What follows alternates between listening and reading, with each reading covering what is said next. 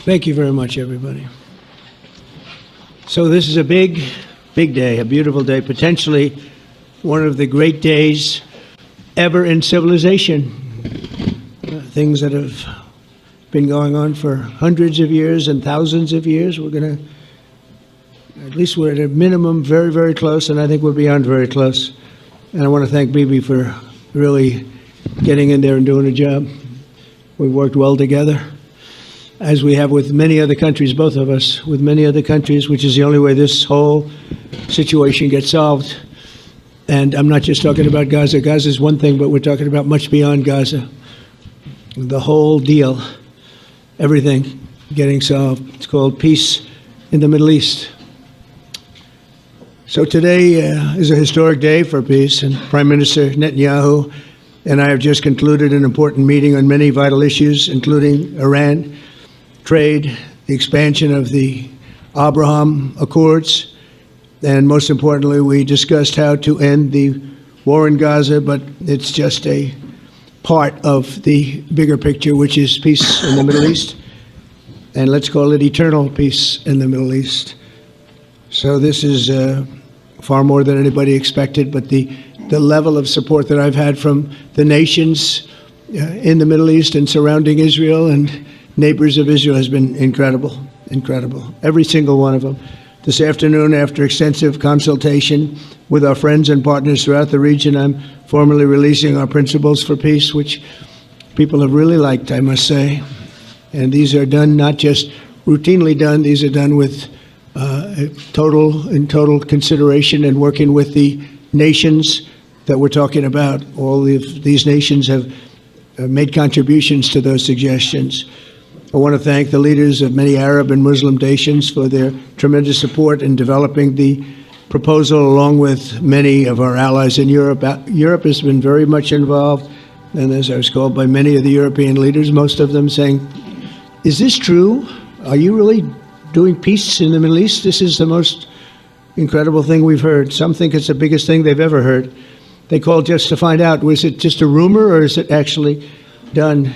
And then they said, have you spoken to the Arab leaders? Have you spoken to all of the other leaders that we have to get? A lot of people involved in this one. I also want to thank Prime Minister Netanyahu for agreeing to the plan and for trusting that if we work together, we can bring an end to the death and destruction that we've seen for so many years, decades, even centuries, and begin a new chapter of security, peace, and prosperity for the entire region. And I want to just say that my meetings and dialogue that we had with so many countries, Saudi Arabia as an example, the king is a phenomenal person. The Emir of Qatar, he's an incredible people. UAE, and that's MBZ and ABZ. We're totally involved. These are the people that we've been dealing with and who've been actually very much involved in this negotiation, giving us ideas, things they can live with, things they can't live with. Pretty complex. I mean, after 2,000, 3,000 years, whatever it is, I guess it's got to be a little complex, or it would have been done a long time ago. The King of Jordan was with us, as you know, in the United Nations. The President of Turkey, President Erdogan, is a friend of mine, a strong man, but a good man. President of Indonesia, somebody who's an amazing leader. Prabowo, he is an amazing leader and respected by everybody. He was in the room with us. We were together with most of these people that I'm mentioning. Others were by phone or the next day.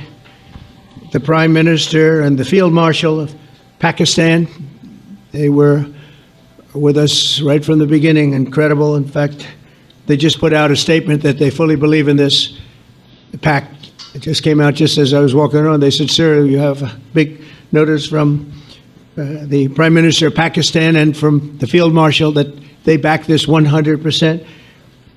President El-Sisi of Egypt, who's terrific. And these are people I've gotten to know over the years. I mean, I would say it started around 2015 and then went into 2016 when the presidency officially began. But I've known him actually for a long time, and there are many cases really great men. I can't say in all cases, but I will tell you in many cases they're great men. and some great women too. They tend to be mostly men, however, I will say that. But if accepted by Hamas, this proposal calls for the release of all remaining hostages immediately, but in no case more than 72 hours.